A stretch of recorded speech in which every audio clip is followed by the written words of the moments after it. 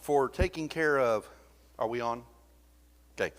Thank you, Don, for taking care of last week's emceeing this. How many of you got something out of the archaeological findings of the Daniel, the top 10 archaeological things relating to Daniel and Babylon? I thought that was really good. And I felt like that video, and there's a link to it still on the church's Facebook group. Watch it if you didn't get to last week. And Don said it might have been hard to hear. It would be easier in the privacy of your home or on your phone or on your TV, or helpful to maybe even put headphones on. Really good, and that's a part of a series. And I'm not watch the rest of the series, but I thought, man, this one on Daniel was only 26 minutes long, and actually shorter if you cut out the commercials that it would cut off to. It's just good stuff to show for Christian evidence things. You know, this is proof of the Scripture's validity. It gives reliability to the book of Daniel. And I didn't realize this, but I think it was mentioned in the opening statements between the two guys talking about this, that Daniel is one of the most highly contested books as far as its validity and legitimacy in the Bible. I didn't realize that. I think that's due to it so accurately depicting the events that are hundreds of years after Daniel, that it so accurately depicts it, it just seems so unbelievable as to why many people date the book of Daniel being written much, much later, and that Daniel's probably not the author. That's what a lot of people think.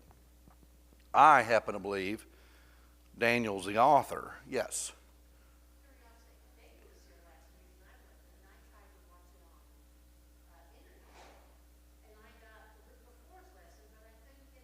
Well, okay.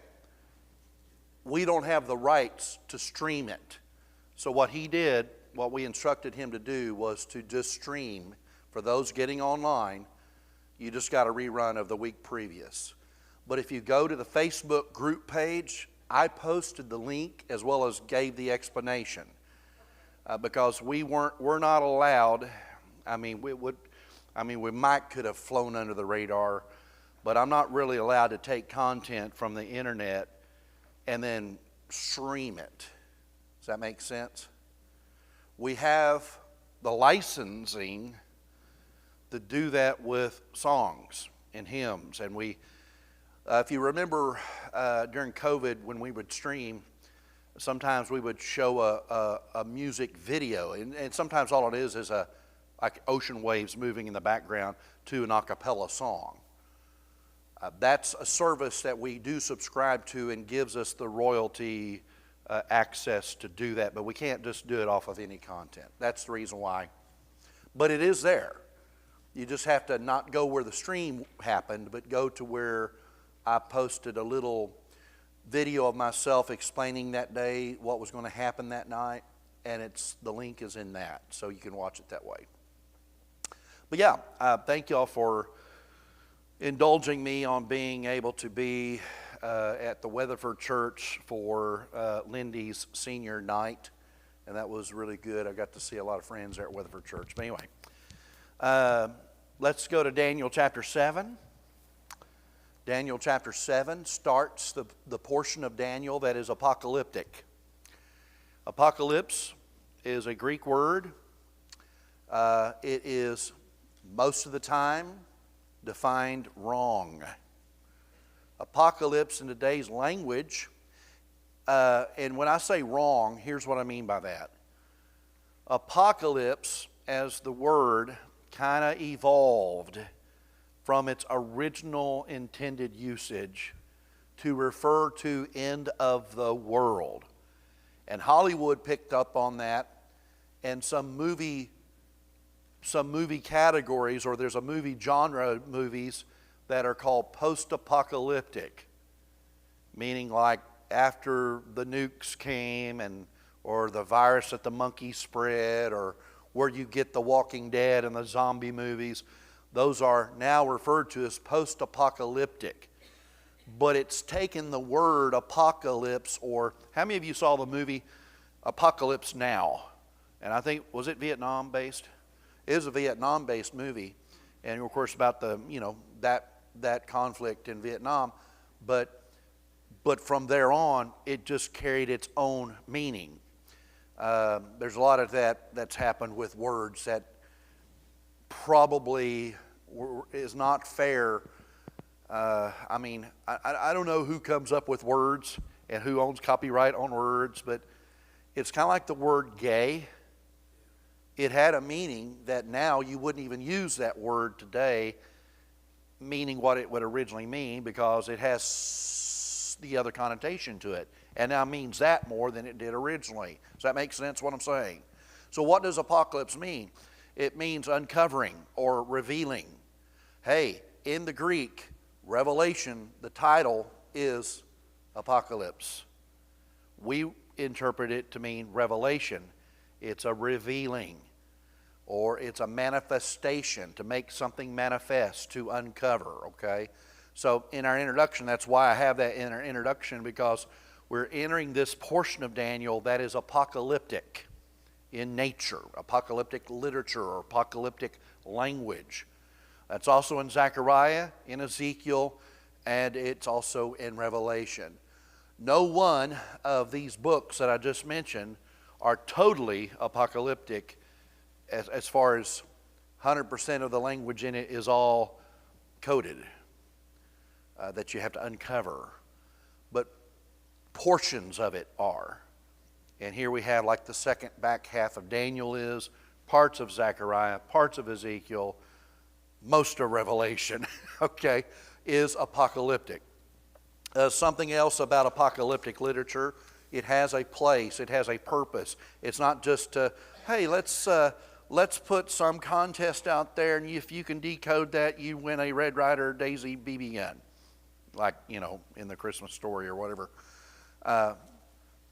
It's not just for fun. It was actually purposefully written in a very enigmatic way, because it's what it is as by design, to get to the intended audience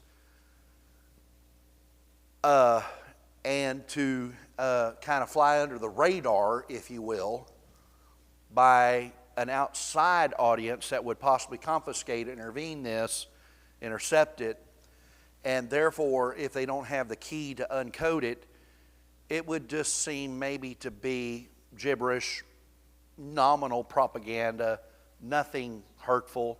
It would allow its passage on to the intended audience. In the case of Revelation, that's especially true, and in the case of Revelation, the intended audience is the persecuted church of the first century, these early Christians.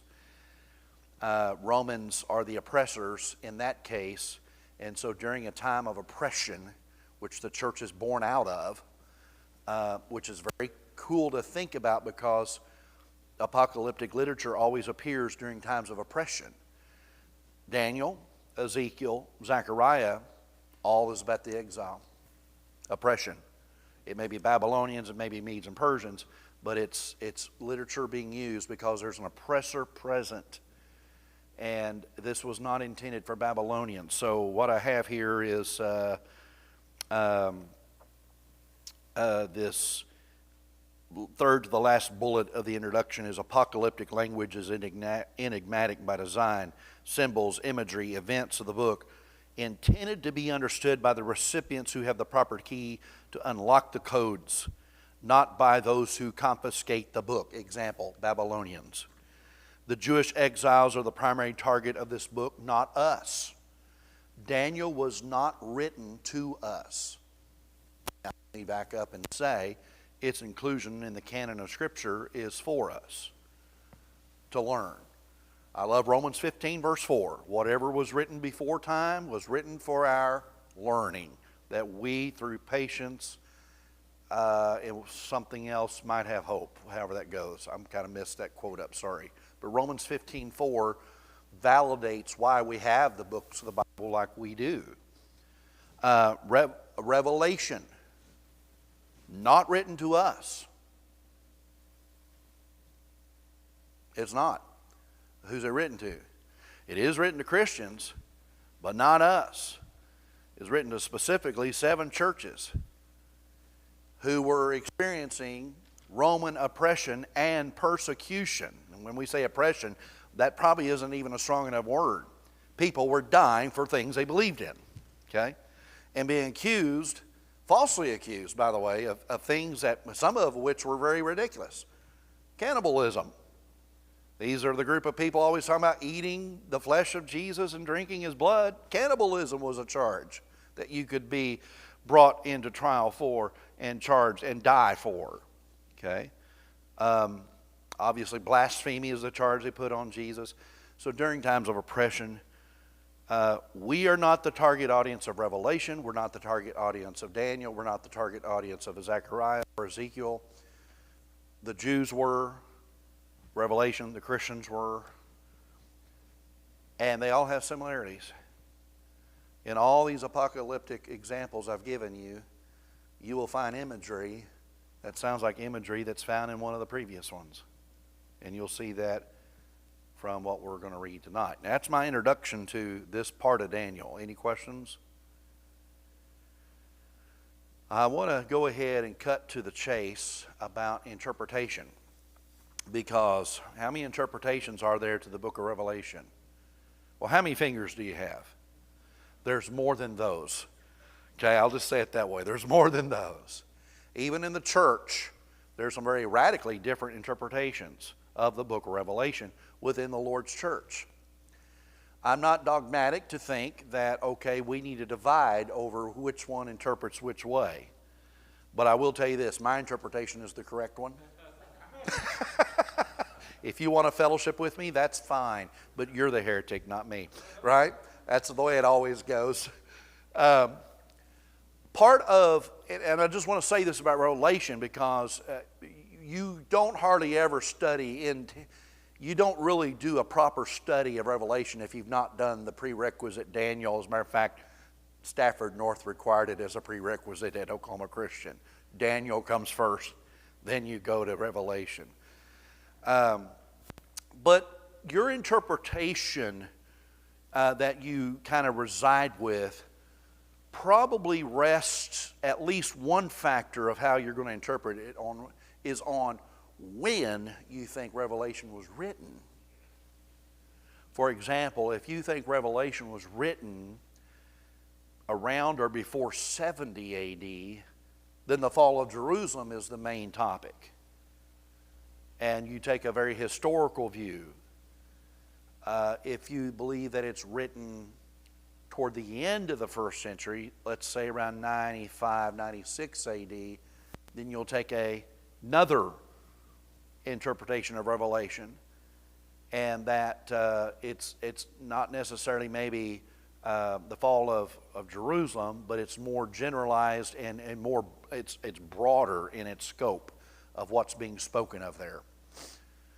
Either way you go, you have to keep something in mind, especially about Revelation, because it's mentioned 3 times. 3 times toward the beginning, somewhere in the middle, and toward the end. What's written in the contents written in the book of Revelation has this phrase to it: these are things that must shortly come to pass. These are things that will come to pass soon. Meaning what? Not the year 2023. Because that's not soon from the perspective of a first century person. But it could be within a few years or maybe 100 years down the road. And I do believe it's not the fall of Jerusalem. I believe that it's the fall of Rome. It's the fall of Rome. Why does that have anything to do with Daniel? Because it's exactly what Daniel's referring to. We'll get to that. So be careful about interpretations. That's why in the discussion questions, I don't start us off with interpretations. I start us off with characterizations. And you'll see that in a moment. We will talk about some interpretations too, okay? Let's go with our observations and make sure you've got your Bible ready, because we are going to do a lot of reading. Almost all of this chapter we will read, actually. Daniel has a dream. It's in the first year of Belshazzar. Now, we've already had Belshazzar from chapter 5, the handwriting on the wall scene. And it seems as though that opening chapter, or that chapter that's opening up what we first know about Belshazzar, is that he's been reigning for a while, and Daniel is unknown to him. So what we have in chapter 7 sets us in a time frame of the first year of Belshazzar's reign, that Daniel has this dream for himself. We know that he has the ability, he has in the past, interpreted the dreams of Nebuchadnezzar, and also interpreted the writing on the wall to Belshazzar later. This is a dream he has for himself. And we know that he writes it down. He said, I wrote down the major tenets of this dream. He sees first 4 winds churning up the sea. Now, 4 winds is mentioned in Revelation. Sometimes it's not winds, but it's the 4 corners of the earth. So it's the number 4 usually represents a parameter. How many of you remember a hymn that we have in our songbook, The City Foursquare? Not talking about the game Foursquare, but the city Foursquare. Okay, it's kind of where when you're building you have a plot of ground that you're going to design this building on, right? You usually somewhere have a corner set in place. And then from there, you project where the next parameter boundary lines are going to be. And yeah, there could be more than 4 corners, but generally speaking, you're going to talk about a plot of ground, you're going to be kind of talking about its parameters. 4 seems to be the most popular number. So everywhere on the sea, the wind is churning the sea up. And something comes up out of the sea. As a matter of fact, 4 things come out of the sea. They're what? Beasts. Doesn't say a lion, but it says of the first beast, there was something like a lion. Look at verse 4. The first was like a lion, and it had the wings of an eagle. I watched until its wings were torn off, and it was lifted from the ground, so that it stood on 2 feet like a human being, and the mind of a human was given to it. We'll come back to this in a moment. But it starts off with the characterization, looked like a lion. Okay? Then, verse 5, there's a second beast, and it looked like a what? Bear. It's raised up on one of its sides and had 3 ribs in its mouth between its teeth. It was told, get up and eat your fill of flesh. Verse 6, after that I looked, and there before me was another one, this is the third beast, looked like a leopard. And on its back had 4 wings, like a bird. This beast had 4 heads. Woo, crazy. That's why I said we're entering the twilight zone of the book of Daniel, right? And it was given authority to rule. Why hasn't this been made into a movie yet? Or has it? I don't know, maybe it has been. I've not seen this depicted at the Sight and Sound Theater over in Branson yet, have you? That'd be kind of cool. Verse 7. After that, in my vision at night, I looked, and there before me was a 4th beast. Now, he does not give it a characterization like these first 3. He makes no comparison to any specific animal. And he starts off with saying it was terrifying and frightening and very powerful. It had large iron. That's a clue. Teeth. I told you a while ago I wouldn't do interpretations yet. I just do characterizations. Let's go ahead and interpret this one. Rome. Okay, this is the 4th one. It crushed and devoured its victims and trampled underfoot whatever was left. It was different from all the former beasts and had 10 horns. It's different from the 4 beasts because it's not characterized as any one of those beasts. Its teeth is iron. It's terrifying to look at. And it has 10 horns. Now, horns, even in non-apocalyptic literature, is a representation of power or authority given to government. Even in non-apocalyptic literature, and when I mean non-apocalyptic, I'm talking about other Old Testament books like in 1st or 2nd Kings where he goes in and grabbed the horns of the altar. The horns were representative of something there, usually a ruler. And I believe the 10 horns here are 10 rulers. Well, we know that's true because the interpreter says so later on in the interpretation. This is verse 8, while I was thinking about the horns, he says in verse 8, he goes into detail about something that really caught his attention. As a matter of fact, Daniel does not seem to be too interested in the first 3 beasts, does he? They're there. When he gets the explanation, he's going to get the explanation to all 4 beasts, but he had only asked that one that was standing there, he had only asked that guy about the 4th beast. He didn't ask about the 1st, 2nd, or 3rd, but he gets an explanation of the 1st, 2nd, 3rd. But the majority of the material we get and the interpretation we get has to do with this 4th beast, and the majority of what's described about the beast has to do with the horns, and the majority of what's being described about the horns is not the 10 horns, but the little horn. How many of you read this already? Okay. There's a little horn that's significant here, and this little horn wreaks a lot of trouble, okay? So he says, I was thinking about this, verse 8, while I was thinking about the horns, there before me was another horn, a little one, which came up among them. Now you have 10, but then there's this. That's all right. Makes me want to grab my bunker gear and go to the fire. It comes up in the midst of the 10. So that makes 11, right? It says 3 of the first horns were uprooted before it. This horn had eyes like the eyes of a human being and a mouth that spoke boastfully. Now, I'm not sure if it's the case of all 4 beasts, but I remember it is of the first one. There's some human attribute given, generally speaking, to these beasts. Eyes. Or wasn't it the first one, the one that comes up as a lion, ends up standing up on 2 feet? Like a human would, right? So, and there's a mouth on this one, on this little horn, that's boasting. Now, that's kind of the introduction to the little horn. He goes into detail about the little horn a little bit later. But it says in verse 9, as he looked, there is this reference to a significant person in this vision known as the Ancient of Days.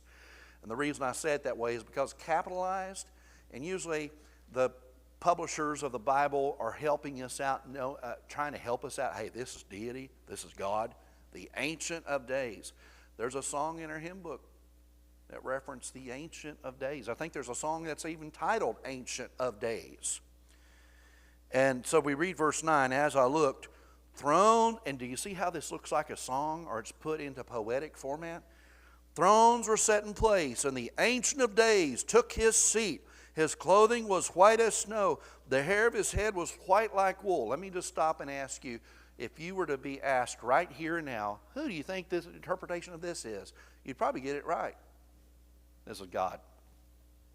His throne was flaming with fire. Its wheels were all ablaze. Its wheels?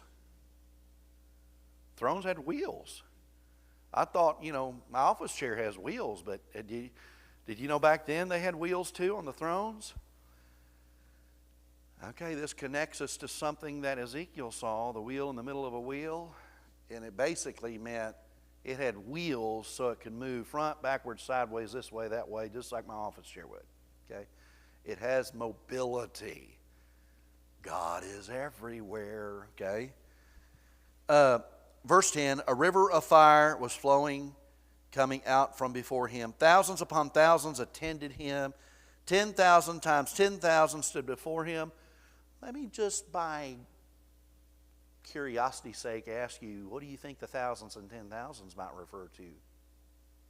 You probably get this one right. Angels. Angels. He could have called how many angels? 10,000, yeah. The court was seated and the books were opened. Hey, in heaven, are there any references to books? Yes, there are. There's that one little book that John's told to eat, and it becomes sweet at first, but then bitter. Then there's the Lamb's Book of Life, but there's also just a general reference to the books will be opened. Pretty interesting. We have books. We have a river in heaven in Revelation. There's a river in there. See the connections? We're talking about a heavenly scene. And the books were opened. Okay. In Revelation, and by the way, Revelation refers to the scroll and the seven seals. That's a book. That's a book being opened, okay? They don't have books the way you and I think of the bound books.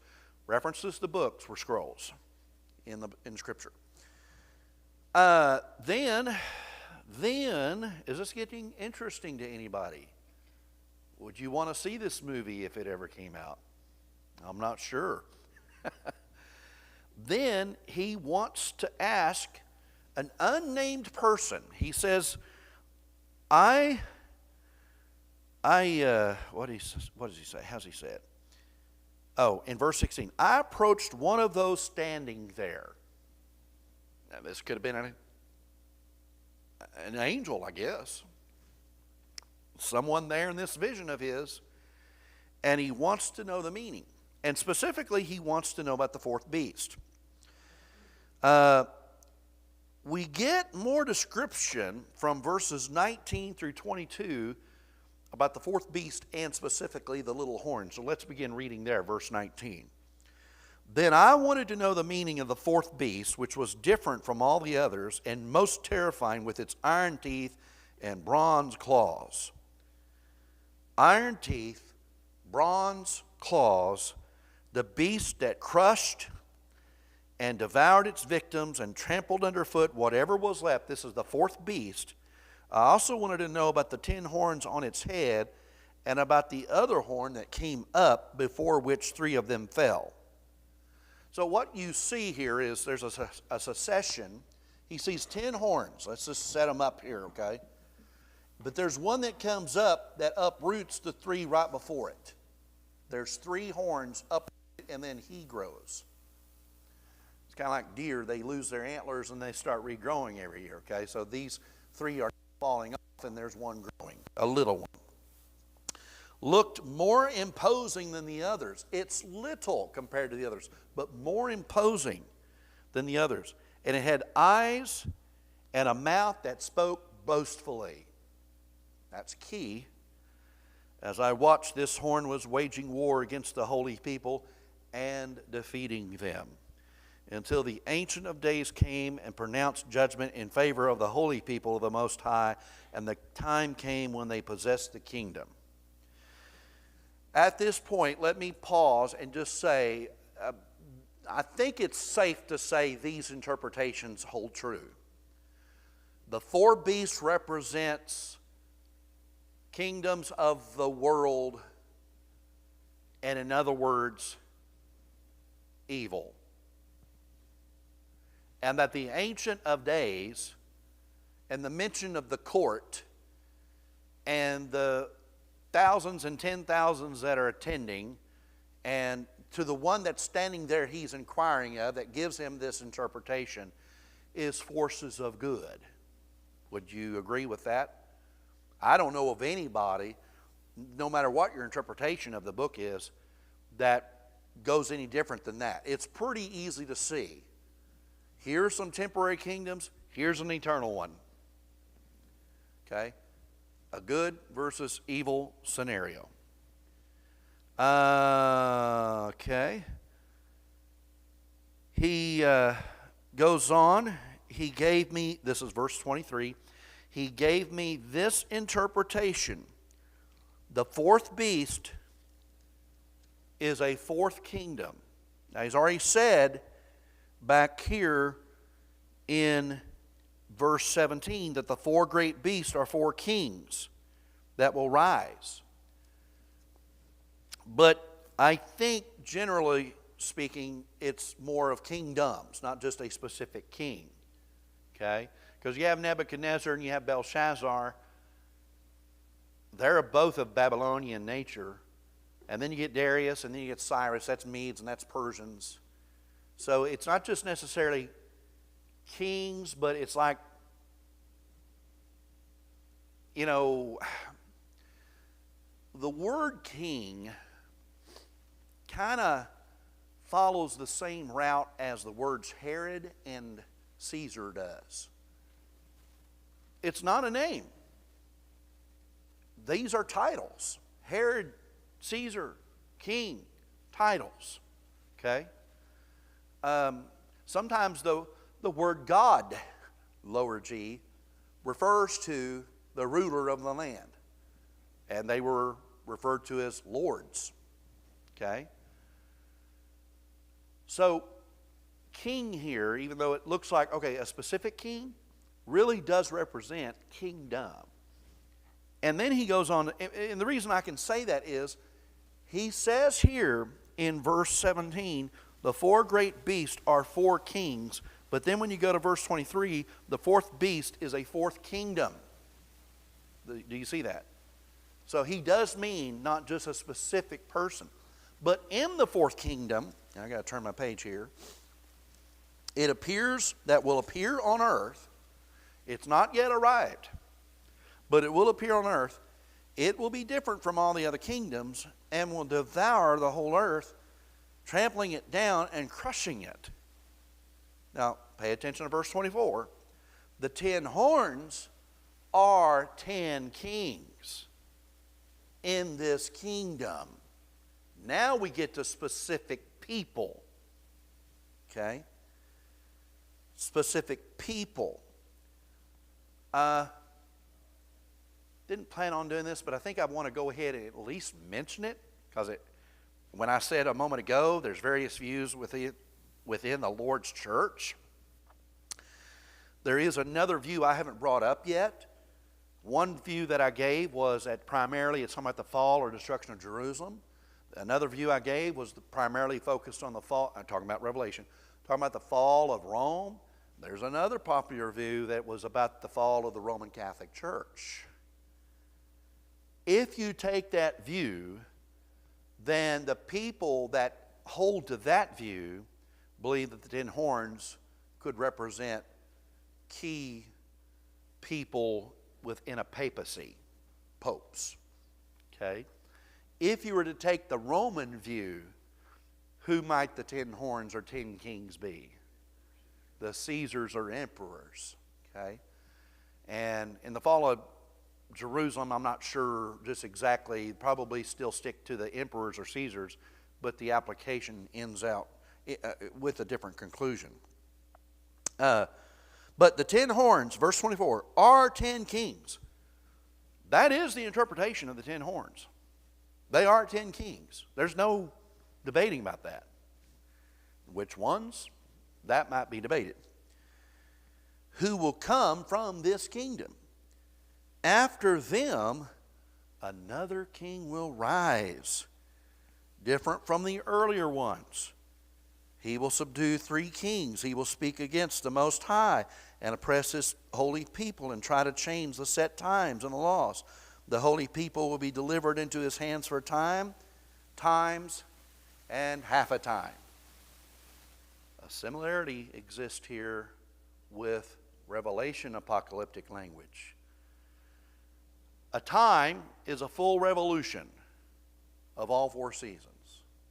Okay? A year. Times would be more than one, generally accepted as 2 years. And half a time is half a year. If you do your math right, you'll come out with either 42 months or 1,260 days or 3.5 years. All of which are mentioned in Revelation. Do you think Revelation is talking about Babylon? Do you think Revelation is talking about Medes and Persians or Greece? You think it's talking about Roman Catholicism? When was the first pope? I'm not asking you as if you were Catholic. What do non-Catholic, what do Protestants recognize as the first pope? Does anybody know? 606, Boniface III is whom we recognize as the first pope. Obviously, if you ask a Roman Catholic, they're going to say Peter, right? But the actual usage of that language that he's the vicar of Christ on earth, that's given to Boniface III in 606. Rome's gone by then, by the way. Rome has fallen. It's not the world power anymore at that time. So I don't believe, because of that, I don't believe that this is got to do with Roman Catholicism. Okay? I do think it's a reference to the Caesars. I'm giving interpretations, but there it is. Then he mentions this in this interpretation, verse 26. The court will sit, and his power, the fourth beast power, will be taken away and completely destroyed forever. Then the sovereignty, power, and greatness of all the kingdoms under heaven will be handed over to the holy people of the Most High. His kingdom will be an everlasting kingdom, and all rulers will worship and obey him. And this is the end of the matter. It's like Daniel said, and that's all there is. I, Daniel, was deeply troubled by my thoughts, and my face turned pale, but I kept the matter to myself. This is before he interprets that language on the wall to Belshazzar.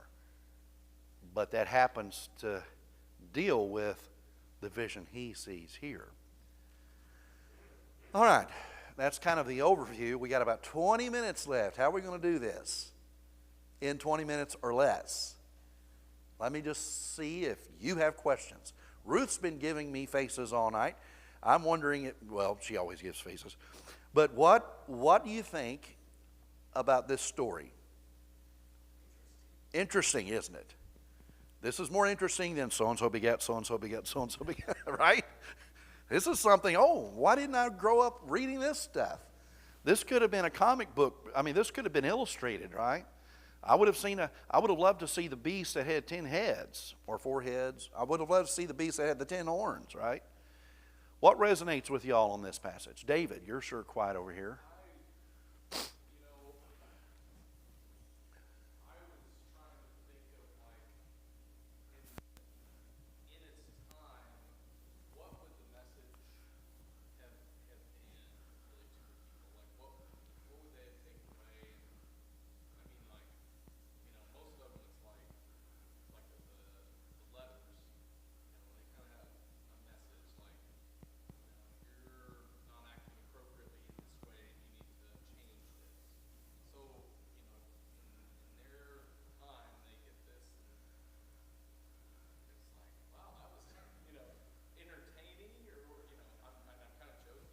Yeah. You probably already know the answer. I do. I know the answer. You're not given it all right here, but you just had a preview of it. All kingdoms will be subdued by the eternal kingdom, which is the church. So they get hope. Yeah. But later on, they get a time frame. You just don't know this yet. I'll go ahead and cut to the chase. Daniel will continue in his writings for the remainder of this, and will let the exiles in on a little secret that the totality of their time in exile is going to be 70 years. There's a message of 70 weeks, but the weeks are translated years. So now they can count down to knowing when they get to go back home, to have the captives released and go back home. Knowing that gives them hope to stay in it. Go ahead. I guess then that would we be able, it wasn't, I don't think it was necessarily written specifically for us as far as Correct. Okay, thank you. Yeah, that's what I started off saying. We're not the target audience. Yeah, but We aren't Jews in exile. we can still take something away. So Yes. what Well, we're not the target audience to Revelation either. But if what happened to people of God in Old Testament during Babylonian exile, and what happened to people that followed Jesus in the New Testament in the first century, then we can generalize that that will always happen that way. In both instances, the kingdom is pictured as an eternal kingdom. And I'm a part of it, and so are you. So it doesn't matter who is our oppressor. And we have oppressors. And I wouldn't turn to flesh and blood here. I would turn to the fact that Satan's our enemy. But no matter what, we win. That's the bottom line. Isn't that good news? And it doesn't matter how you interpret this. I think you still end up seeing that the bottom line is God's people are victorious. Faith is the victory, 1 John 5:4. And that's what gives us hope. In the midst of the trial, of the oppression, when we're put down. I was talking to somebody earlier about this today. How many of you have read any of the early church fathers, like Eusebius, on church history? I know that I have used this in a sermon or two, referring to the martyrs that happened in Lyon, France, about the ones that were persecuted for their faith. Blandina was one of the young girls. She was thrown out in the midst of some wild animals. I think she was actually sewn up into a net, and a wild bull went out and gored her to death. There's several of these stories that all happened. Eusebius records this, who men and women and even kids, teenagers, who stood with fortitude and conviction to maintain faith even when they were being asked to denounce it. Well, Revelation 2:10 speaks of this. Be thou faithful unto the point of death, and I'll give you a crown of life. That's why Revelation was written, to show this is worth it if you maintain your faith. Don't give up on this. Don't give up in Babylon. You're going to get to go home. There's an end to this. So that's what I think the bottom message is. No, we're not the target audience, but hey, well, I'm still God's person. You're God's person. We're God's people. We're in the kingdom, aren't we? This does have to do with us, even though the circumstances and the details were very different than what we're living in now. Anybody else want to chime in and ask a question? Or yes, Berlin.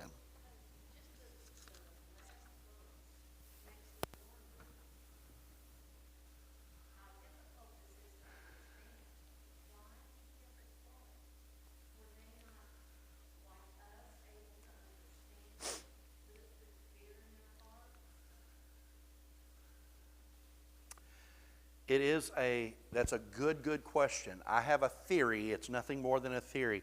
But before we do that, remember the handwriting on the wall, Daniel 5. When Belshazzar brings him in and says, please tell me what this says and what does it mean. Many meant your days are numbered. Tekel, you've been put on the scales and you're weighing in lacking. Upharsin or Paris, depending on translation, your kingdom's going to be taken from you and divided into two kingdoms, Medes and Persians. When he is first asked to interpret this and he reads it, he says something to Belshazzar, oh, my Lord, if only this was about your enemies and not about you, because he knows the gloom and doom this means for him. And that very night, Belshazzar's life was taken. I think Daniel is feeling this human emotion of, it's going to get worse before it gets better. And there's dread to that. And you might ask, well, how could he have all this gloom and doom and be so troubled and be very reserved about it and just like knowing that the end of the story is good news. There's a light at the end of the tunnel. You get released. You get to go home. Well, Jesus knew that too, but dreaded it when he had to go to the cross. He's in touch with his humanity.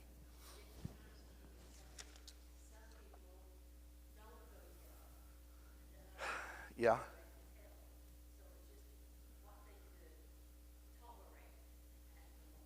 Yeah. I think that in the case of Jesus, oftentimes he would say, here's what this is, but don't tell anybody. Because they might have had the right answers, but they had the wrong definition. Like when he in Matthew 16 says, who do people say I am? Well, some say you're John the Baptist. Some say Elijah. Some say Jeremiah, one of the prophets. Well, who do you say I am? You're Jesus the Christ, the Son of the living God. Did y'all know that he then says, and don't tell anybody about that? And that seems strange to me. Because we're supposed to evangelize by telling the world about Jesus Christ, the Savior, the Son of God.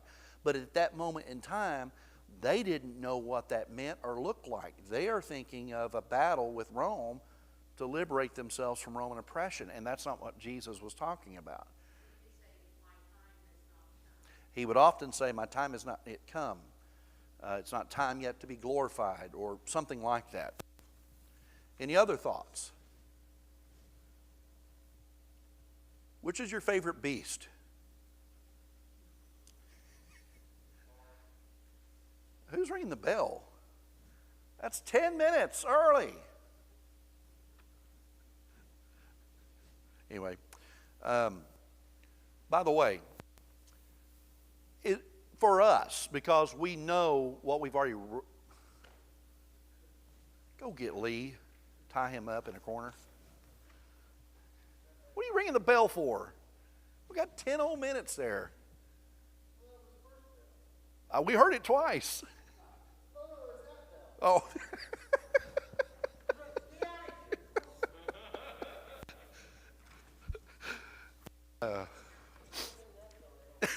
Okay. So, good teachers never run out of material. Ooh. Where was I? Yeah, I guess let's go ahead and just... okay, here's my question. When you read this, whether it was the first time you read it was tonight or you read this before sometime this week, did it remind you of Daniel 2 with Nebuchadnezzar's dream of the image? Is this not the same thing? 4 succeeding kingdoms with the rock that destroys the image. This is the same story, given in a different imagery. It's the same thing. Therefore, the first beast, the one like a lion, is who? Babylon.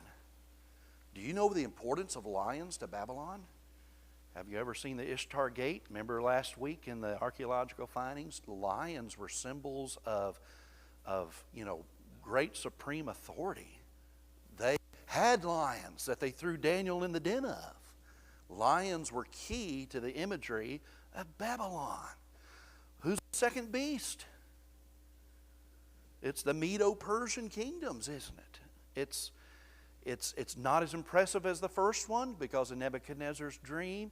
There'll be another kingdom rise up after you, one that is less impressive or inferior to yours. What's the third one that looks like a leopard? Greece. The fourth one that's not named to an animal, but there's iron teeth and bronze claws. Remember the feet of iron and clay? That's Rome. That's Rome. Let's look at Medes and Persians, or sometimes referred to as Medo, M-E-D-O hyphen Persian. Persia is Iraq. No, Iran, sorry, Iran. Babylon is modern day Iraq, but Persia is Iran. Without interpretation, characterize this first beast. Basically what you and I read there in verse 4.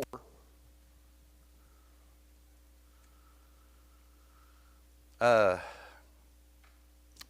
wrong chapter, Laney. Let's get back here to chapter. Lion. Why imagery of lion? Force. King of the jungle, right? Power, strength, ruling, authority. Why the characterization of the wings of an eagle? Far-reaching, maneuverability, soaring. But its wings get torn off and it's lifted from the ground. It stood up on 2 feet like a human being. The mind of a human was given to it. I want you to think about something. The imagery really makes you think of when Nebuchadnezzar was bragging about himself and God abased him to where he crawled around like a beast. Remember this? And what were his nails described as? Like eagle claws. Remember that? And then when he got to the point where he recognized what he had done, God brings him back up to his splendor and glory as a ruler, back to the human being, not a beast. Without interpretation, characterize that second beast. That's verse 5. Yep.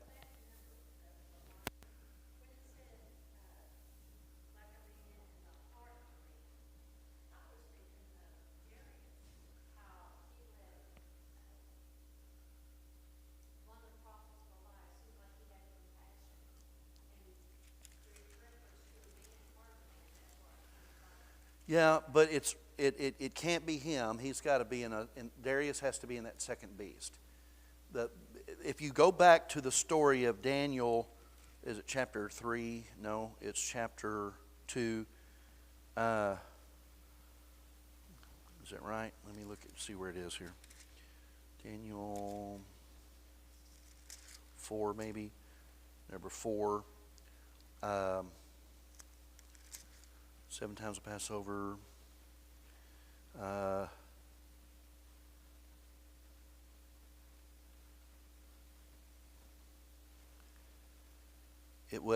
In the dream of the fulfilling of Daniel chapter 4, verse 33, he's got his body drenched with dew of heaven, hair grew like feathers of an eagle, his nails like the claws of a bird. Let me go back to what he said was going to happen.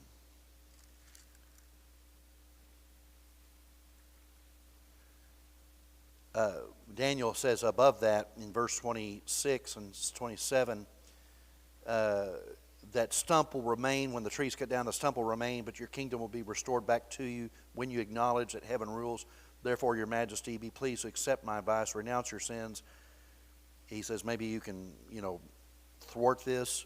Basically, he's giving the heart of a beast, but then giving the heart of a man back. Does that make sense? Because he does humble himself after the 7 seasons pass. Okay.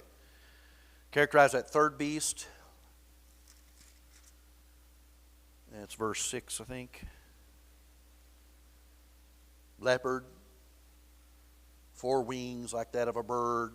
This is Greece. Beast had 4 heads, was given authority to rule. Now, there's a lot of people that want to one of the interpretations to the little horn is Antiochus Epiphanes the Fourth. I don't know if you know history very well, but that's kind of in that time frame preceding Alexander the Great. Alexander the Great is probably about 165 BC or so. I know we're going to run out of time, so I want to go ahead and say that this fourth beast, without a doubt to me, is Rome. The 10 horns are the Caesars. And the little horn is not Nero, because he's like 5th Caesar. I believe the little horn's Domitian. And he's in the time frame of about 95, 96. What makes him different? What makes Domitian different as a Caesar than the other Caesars is this. When you were Caesar in Rome, what developed eventually was emperor cult worship, and shrines would be built to the Caesars that had died, and they would be conferred upon by the Roman Senate to be deified. They become gods after they die. Domitian is the one that when he comes along, he decides, I don't wait till I'm dead. So he declares himself, Dominus et Deus, Lord and God, now, right here, standing, breathing right before you. And he wanted to be worshipped while he was alive. He was more bloodthirsty than Nero. If you read history, you'll see a lot more Domitian does than Nero ever does. We all think of Domitian because most of what we've read in the New Testament, like Paul's, well, what we don't actually have in the New Testament, but around the time frame that's covered, Paul's probably at the hands of Nero is going to die. But these Christians that are some 30 years later are under the hands and rule of Domitian. So that's my interpretation. I'm just going to give that to you guys so you'll know where I stand on it. I believe the little horn of Daniel 7 is Domitian. Have you ever heard that view? So authors that support that view are Stafford North. Jim McGuigan kind of predominantly goes with Domitian. Rubel Shelley, that was our textbook we used, was the Bible, and Rubel Shelley's little book called The Lamb and His Enemies. wonderful book. Rubel Shelley sometimes gets some bad rap, through the years, kind of labeled as liberal and all that. But that book on Revelation is really good, and I really think that he's nailed it. So I think that it has to do with Christians needed to know that at some point this tyrant named Domitian would come to an end. But he was the most boastful of all the Caesars. That kind of tells you more than probably what I just wanted to. I'm just telling you what my view is. I'm not telling you, you got to believe that too, okay? That's my view of it. Conclusion, let's go there, because there's a lot we left on the table here, and I knew we would probably. We can conclude Daniel's being given a chronology of world powers, to which he personally witnesses 2 of those, the time of Babylon, the time of Medes and Persians. We can conclude that his vision coincides with the main parts of Nebuchadnezzar's dream from chapter 2. That's obvious, because that 4th kingdom is going to be overtaken during the time out of the 4th kingdom will come up this other kingdom. That happens in that vision of Nebuchadnezzar. That's what's happening in Daniel's vision.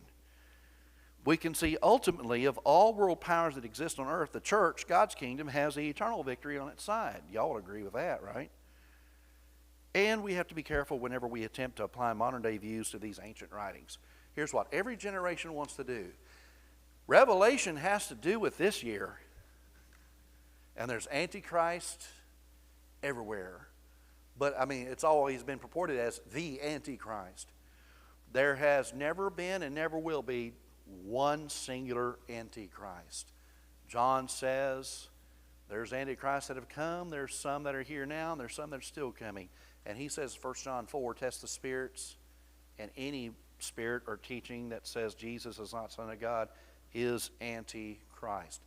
Antichrist is improperly capitalized in our Bibles as if it's one entity, but it's not.